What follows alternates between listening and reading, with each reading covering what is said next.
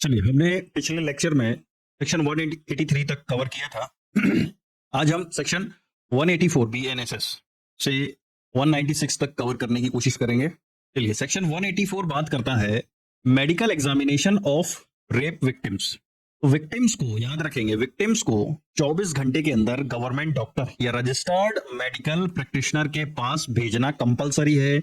मतलब during the stage when an officer when an offense of committing rape or attempt to commit rape is under investigation, it is proposed to get the person of woman with whom rape is alleged or attempted to have been committed examined by the medical expert, by medical expert के द्वारा।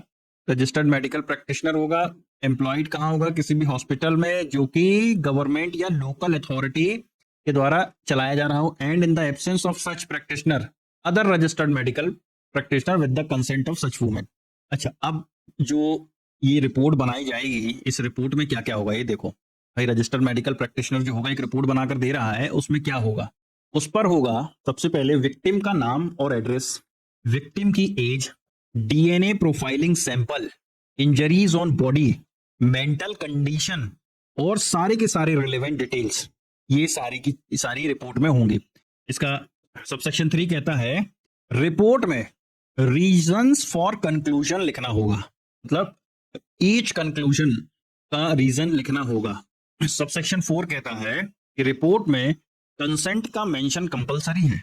ये देखें, the reports and specifically record that the consent of the women or of the person competent to give such consent on her behalf or such examination had been obtained. भाई consent मिला था। Subsection 5 कहेगा report में exam का exact start और end time, जो examination किया जा रहा है उसका एग्जैक्ट टाइम लिखना होगा, कब स्टार्ट हुआ और कब खत्म हुआ है। रिपोर्ट जो है 7 दिन के अंदर आईओ को भेजी जाएगी, विद इन 7 डेज। अब ये आईओ जो होगा वो मैजिस्ट्रेट को फॉरवर्ड कर देगा। तो देखो, हॉस्पिटल वाला आईओ को भेजेगा, आईओ मैजिस्ट्रेट को भेजेगा। तो अब क्वेश्चन ये है कि क्या विक्टिम की एज के बिना, विक्टिम की कंसेंट के बिना ये एग्जामिनेशन हो सकता है? तो नहीं हो सकता, उसे मजबूर नहीं किया जा सकता, पहली चीज। चलिए सेक्शन 185 पे चलते हैं, जो बात करता है search by police officer. Search by police, तो बात यह है कि आईओ अगर रीजनेबल ग्राउंड से मानता है कि एविडेंस किसी जगह पर मिलेगा, भाई अगर आईओ को ऐसा लगता है कि एविडेंस यहाँ मिल सकता है तो वो सर्च कर सकता है। लेकिन उस सर्च करने का रीजन उसको डायरी में लिखना होगा, जिसे हम केस डायरी कहते हैं, है ना। तो ऐसी अपेक्षा की जाती है कि भाई जो आईओ है वो खुद सर्च करे, और जो सर्च कर रहा है उसकी वीडियोग्राफी करना कंपलसरी है। सबसेक्शन 3 समझो क्या कहता है। अगर आईओ खुद सर्च नहीं कर सकता तो सबऑर्डिनेट ऑफिसर को रिटन ऑर्डर देकर भेज सकता है कि भैया जा वहां तलाशी लेकर आ जा। देखो, मैं आपको हर सेक्शन हर सबसेक्शन का निचोड़ बता रहा हूं, इससे ज्यादा पढ़ने की जरूरत भी नहीं है। अब सबसेक्शन 4 कह रहा है ये सर्च जो होगी वो सेम रूल्स फॉलो करेगा जो सर्च वारंट के लिए है। सर्च वारंट कहाँ है? 103 बीएनएसएस में। देखो, साथ ही साथ यहाँ ये भी याद कर लो कि जो सर्च वारंट है, आपने पिक्चरों में नहीं पहले देखा है, किसी के घर पे जब पुलिस पूरी बारात लेकर घुस जाती थी तो वहां का आदमी बोलता था वारंट है तुम्हारे पास सर्च करने का? तो ये वही है सर्च वारंट, जो आपको बीएनएसएस के सेक्शन 103 में दिया गया है। ठीक है, अब देखो पांचवा सबसेक्शन 5 कहता है कि सर्च रिकॉर्ड की कॉपी 48 घंटे के अंदर मजिस्ट्रेट को भेजना कंपलसरी है और ओनर को फ्री कॉपी देनी होगी। देखो, copies of any record made under subsection 1 subsection 3 shall forthwith, मतलब भेजनी होगी, but not less than 48 hours, 48 घंटे के अंदर मान के चलो आप। Send to the nearest magistrate and the owner or occupier of the place searched, मतलब जिसका घर सर्च किया गया है या जिसकी जगह सर्च की गई उसको भी एक कॉपी देनी पड़ेगी। देखो, इसकी फ्री ऑफ कॉस्ट कॉपी देनी पड़ती है, तो ज्यादातर तो मिलती भी नहीं है। खैर, एफआईआर की कॉपी तो देते नहीं है पुलिस स्टेशन से, ये कहां से देंगे। चलो अब बढ़ते हैं आगे, सेक्शन 186 की बात करते हैं, जो बात करती है search in another police station area. भाई मेरा पुलिस स्टेशन मान लीजिए किसी जुरिडिक्शन में आ रहा है, तो मेरा जुरिडिक्शन केवल उसी क्षेत्र तक का होगा। अब लेकिन मुझे सर्च करना है, मुझे पता चला कि फलाना फलाना आदमी वहां छुपा है और वहां पुलिस स्टेशन लगता है दूसरा। ऐसे केस में क्या करेंगे? तब आता है सेक्शन 186, जो बात करता है search in another police station area. तो होगा क्या? सबसेक्शन 1 का निचोड़ ये है कि जो इन्वेस्टिगेटिंग ऑफिसर होगा वो दूसरे पुलिस स्टेशन के एसएचओ को सर्च करने के लिए रिक्वेस्ट कर सकता है या उसको भी साथ ले ले। दूसरे एसएचओ को सेक्शन 185 के प्रोविजंस फॉलो करने होंगे। अब सेक्शन 185 क्या था? पूरी भाई सर्च कर रहे हो तो उसकी भी पूरी कॉपी बनाया, एक रिपोर्ट बनानी पड़ती है। तो अब जो जगह जिसके जुरिडिक्शन में है वो एसएचओ ये पूरी कॉपी बनाएगा, इस रिकॉर्ड करेगा। अगर डिले से एविडेंस डिस्ट्रॉय होने का रिस्क है, मान लीजिए सेक्शन सबसेक्शन 3 कहता है कि ऐसा लगता है कि अगर देरी की तो एविडेंस डिस्ट्रॉय हो सकता है, तो आईओ खुद दूसरे स्टेशन में सर्च कर सकता है एज इफ वो उसका एरिया हो। ठीक है।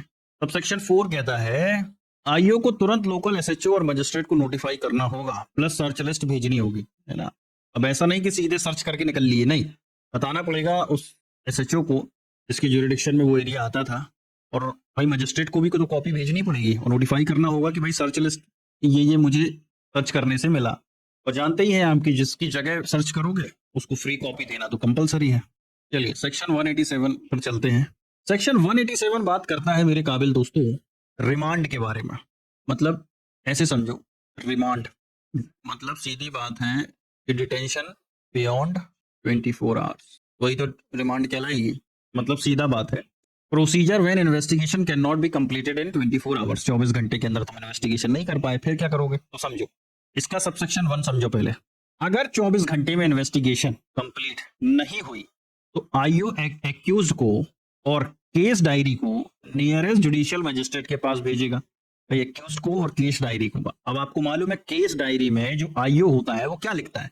और एक चीज और याद रखेंगे, केस डायरी हमेशा प्रेजेंट टेंस में होती है कि मैं ये कर रहा हूं, मैं यहां जा रहा हूं, इस तरीके से। तो अब जुडिशियल मजिस्ट्रेट को पता चल जाएगा कि अच्छा काम तो चल रहा है इन्वेस्टिगेशन का। अब सबसेक्शन 2 कहता है कि जो जुडिशियल मजिस्ट्रेट होगा वो एक्यूज्ड को या तो पुलिस कस्टडी या जुडिशियल कस्टडी में मैक्सिमम 15 दिन एक बार में भेज सकता है। याद रखना, एक बार में 15 दिन से ज्यादा नहीं भेजेगा। 2 ऑप्शन है, या तो पुलिस कस्टडी भेज दे या जुडिशियल कस्टडी भेज दे। सबसेक्शन 3 देखो, ये बात करता है कि डिटेंशन पीरियड मैक्सिमम कितना हो सकता है। तो देखो, अगर ऑफेंस पनिशेबल है डेथ, लाइफ इंप्रिजनमेंट या ऐसा ऑफेंस है जिसमें 10 साल से ज्यादा की सजा है, तो जो मैक्सिमम डिटेंशन पीरियड होगा वो 90 डेज हो सकता है। देखो 90 डेज हो सकता है। 60 डेज कहां हो सकता है? इसके अलावा जो ऑफेंस बच गए वहां पर 60 डेज है। मतलब जितने गंभीर आरोप हैं जिनमें 10 साल से ज्यादा की सजा है वहां पर मैक्सिमम डिटेंशन पीरियड 90 दिन और दूसरे ऑफेंसेस में 60 दिन। अब आप कहेंगे अगर मान लो इस टाइम इंटरवल में भी इन्वेस्टिगेशन कंप्लीट नहीं हुई तो फिर तो गुरु जो एक्यूज होता है वो डिफॉल्ट बेल के लिए अप्लाई कर सकता है।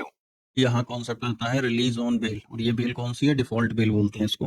देखो सबसेक्शन 4 कहता है कि पहली बार रिमांड के लिए एक्यूज्ड की, भाई पहली बार जब रिमांड पे उसको भेजते हैं तो उसकी फिजिकल प्रोडक्शन कंपलसरी है। बोला ना कि 24 घंटे में नहीं हुए तो केस डायरी और एक्यूज्ड को जुडिशियल मजिस्ट्रेट के पास भेजना कंपलसरी है पहली बार। बाद में वीडियो कॉन्फ्रेंसिंग अलाउड है, लेकिन पहली बार में अलाउड नहीं है।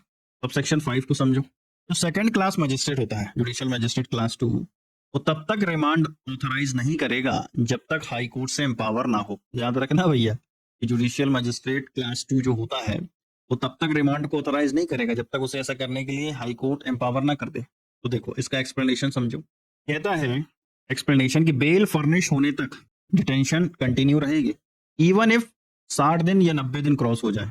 दूसरा एक्सप्लेनेशन कहता है एक्यूज्ड की प्रोडक्शन को उसके सिग्नेचर या वीडियो ऑर्डर से प्रूफ किया जा सकता है। भाई कैसे प्रूफ करोगे? सिग्नेचर से ही करोगे। चलो इसका प्रोविजो भी देखो, ये दोनों प्रोविजो समझो एक एक करके। पहला प्रोविजो कहता है कि अगर एक्यूज्ड वुमेन है और वो भी 18 साल से कम तो उसे रिमांड होम में भेजा जाएगा। और प्रोविजो 2 कहता है डिटेंशन सिर्फ पुलिस स्टेशन, जेल या नोटिफाइड प्रिजन में होगी, ये नहीं कहीं और ले गए। अब देखो सबसेक्शन 6 कितना बड़ा है, अब इसको लेकिन मैं आपको बिल्कुल आसानी से समझाता हूं कि अगर मान लो जुडिशियल मजिस्ट्रेट अवेलेबल नहीं है तो ऐसे केस में होगा क्या कि जो एग्जीक्यूटिव मजिस्ट्रेट है वो मैक्सिमम 7 दिन कस्टडी दे सकता है। तो अगर क्वेश्चन कोई पूछ ले कि मान लो जुडिशियल मजिस्ट्रेट नहीं है और रिमांड लेनी है तो होगा क्या? ऐसे में जो एग्जीक्यूटिव मजिस्ट्रेट है वो 7 दिन के लिए दे सकता है, और इस बीच में हो सकता है आ जाए जुडिशियल मजिस्ट्रेट। सबसेक्शन 7 समझो, मजिस्ट्रेट को पुलिस कस्टडी देने पर रीजंस लिखने होंगे। भाई आखिर मजिस्ट्रेट ने पुलिस कस्टडी क्यों लिखा, क्यों? तो ये रीजंस लिखने पड़ेंगे। सबसेक्शन 8 देखो, रिमांड ऑर्डर की कॉपी चीफ जुडिशियल मजिस्ट्रेट को भेजना कंपलसरी है। इसको चीफ जुडिशियल मजिस्ट्रेट को भेजना कंपलसरी है। क्या क्या भेजना कंपलसरी है? Remand order. मैं रिमांड दे दी मान लीजिए जुडिशियल मजिस्ट्रेट ने, तो ये जो रिमांड ऑर्डर होगा ये चीफ जुडिशियल मजिस्ट्रेट को इसकी एक कॉपी भेजनी होगी। सब सेक्शन 9 समझो, ये कहता है कि समन केसेस में अगर 6 मंथ्स में इन्वेस्टिगेशन कंप्लीट नहीं हुआ है ना, तो मजिस्ट्रेट इन्वेस्टिगेशन को स्टॉप कर देगा। समन केसेस में अगर 6 महीने में इन्वेस्टिगेशन कंप्लीट नहीं हुआ तो इन्वेस्टिगेशन ही स्टॉप कर देगा मजिस्ट्रेट। सेक्शन 10 कहता है कि अगर सेशन जज चाहे तो इन्वेस्टिगेशन कंटिन्यू करने का ऑर्डर दे सकता है। तो सब सेक्शन 9 में कहा कि 6 महीने के अंदर समन केसेस को अगर आपने इन्वेस्टिगेट नहीं किया तो इन्वेस्टिगेशन ही खत्म। लेकिन अगर कोई वैलिड रीजन है तो सेशन जज इसको कंटिन्यू कर सकता है। सेक्शन 188 ये कहता है report of investigation by subordinate police officer. मतलब सीधी बात ये है कि किसी भी मान लीजिए भाई थाने का सबसे बड़ा अधिकारी हो गया एसएचओ, अब मान लो इन्वेस्टिगेशन कर रहा था सब इंस्पेक्टर, तो जो रिपोर्ट बनाई होगी एसआई ने वो इसको सबमिट करेगा, वो एसएचओ को करेगा। यही कहता है ये सेक्शन 189 समझेंगे। ये कहता है सीधी बात है कि release of accused when evidence deficient. इसका मतलब है अगर पर्याप्त सबूत नहीं मिले, सफिशिएंट एविडेंस नहीं मिला तो एक्यूज्ड को रिलीज किया जाएगा। सीधी बात है, जब सबूत ही नहीं है तो रिलीज ही करेंगे। बॉन्ड एग्जीक्यूट करके विथ और विदाउट सिक्योरिटी, सिक्योरिटी रखवा कर या बिना सिक्योरिटी के उसको रिलीज कर दिया जाए अगर सबूत नहीं मिले। बस इस पे ज्यादा नहीं पढ़ना। सेक्शन 190 पे चलो। सेक्शन 190 बड़ा है, थोड़ा इसको समझेंगे अच्छे से। देखो सेक्शन 190 कहता है cases to be send to magistrate when evidence is sufficient. भैया एविडेंस नहीं हुए तो छोड़ दो, लेकिन अगर मिल गए तो ये सारे केस मजिस्ट्रेट को सेंड करे जाएंगे, भेजे जाएंगे। देखो अगर सफिशिएंट एविडेंस है, सबूत पर्याप्त मिल गए हैं तो एक्यूज्ड को जुडिशियल मजिस्ट्रेट के पास भेजा जाएगा, या अगर बेलेबल ऑफेंस है तो सिक्योरिटी लेकर छोड़ दिया जाएगा। ये कहता है सेक्शन 190 सबसेक्शन 1। अब चलो सबसेक्शन 2 पे। ये कह रहा है जो इन्वेस्टिगेटिंग ऑफिसर होगा वो अपने साथ में जो वेपन्स और आर्टिकल्स है वो मजिस्ट्रेट को भेजेगा, जो भी मिले होंगे उसको। कंप्लेनेंट विटनेस को बॉन्ड एग्जीक्यूट करने को बोलेगा ताकि वो कोर्ट में अपीयर हो। तो देखो सीधी बात, when the officer in charge of police station forward an accused person to judicial magistrate और take security for his appearance before such magistrate under this section, he shall send to such magistrate any weapon or any other article which it may be necessary to produce before him, and shall require the complainant and so many of the person who appears to such officer to be acquainted with the facts and circumstances of the case as he may think necessary to execute a bond appear before the judicial magistrate। सीधी बात है, इतना नहीं पढ़ने का। तो जब आरोपी को पेश किया जाएगा तो भाई उसके पास से जो मान लो जो भी चीजें मिली हो, वेपन्स मिले हो, वो भी भेजे जाएंगे। ये कंप्लेनेंट या विटनेस को बॉन्ड एग्जीक्यूट करने को बोलेंगे ताकि वो कोर्ट में अपीयर हो सके। अब सबसेक्शन 3 क्या कहता है? ये कहता है अगर बॉन्ड सीजीएम के नाम से है, चीफ जुडिशियल मजिस्ट्रेट के नाम से है, तो वो किसी भी कोर्ट के लिए वैलिड होगा जहां केस रेफर हुआ है। पहली बात हमारे लिए जानना क्या जरूरी है कि जब भी कोई बॉन्ड चीफ जुडिशियल मजिस्ट्रेट के नाम से होता है तो वो किसी भी कोर्ट के लिए वैलिड होता है जहां पर वो केस रेफर हुआ है। केस रेफर ही होते हैं ना। सबसेक्शन 4 समझो, ये कहता है कि बॉन्ड की एक कॉपी पार्टी को दी जाएगी, है ना, और ओरिजिनल जो होगी वो मजिस्ट्रेट को दे दी जाएगी। कॉपी किसको दी जाएगी? पर्सन को, और ओरिजिनल कॉपी मजिस्ट्रेट को। चलो सेक्शन 191 को देखो। Complaint and witness not to be harassed. मतलब क्या है? सीधा बात, वो सेक्शन 191 का कि कंप्लेनेंट हो चाहे विटनेस हो, उसको अननेसेसरी रिस्ट्रेंट नहीं दिया जाएगा, उन्हें पुलिस के साथ जबरदस्ती कोर्ट नहीं भेजा जाएगा। अगर विटनेस रिफ्यूज करे बॉन्ड एग्जीक्यूट करने से, एसएचओ उसे कस्टडी में मजिस्ट्रेट के पास भेज सकता है। बस ये कहता है सेक्शन 191। सेक्शन 192 कहता है, ये बहुत इंपॉर्टेंट है, ये कहता है diary of proceeding in investigation. मतलब आईओ जो होगा वो डेली डायरी लिखेगा। इंफॉर्मेशन रिसीव करने का टाइम, इन्वेस्टिगेशन के स्टार्ट और क्लोज होने का टाइम, वो कहाँ कहाँ गया, places visit, facts ascertain, witness के जो स्टेटमेंट होंगे अंडर सेक्शन 180 डायरी में इंक्लूड होंगे, है ना। डायरी एक बाउंड वॉल्यूम होगी और पेजिनेटेड होगी, हाँ पेज नंबर लिखा होगा। Criminal court diary, criminal court जो होगी वो डायरी मंगवा सकती है, बट सिर्फ एड के लिए, एविडेंस के रूप में नहीं।